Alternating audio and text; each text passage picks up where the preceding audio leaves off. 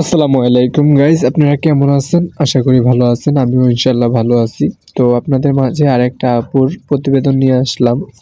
ওনার বাড়ি হচ্ছে ঢাকা সাভার। ওনার নাম হচ্ছে সুমাইয়া আক্তার। ওনার ফটোটা আমি ভিডিওর স্ক্রিনে দিয়ে দিছি এবং ওনার বয়স হচ্ছে 19। ওনার পরিবারে মা নাই, বাবা আছে। ওনারা এক ভাই এক বোন। ওনার বয়সটা হচ্ছে 19। আপনারা যদি কেউ ওনার সাথে সম্পর্ক করতে চান, ওনার সাথে বিস্তারিত বইলা তারপরে সম্পর্ক করতে পারবেন।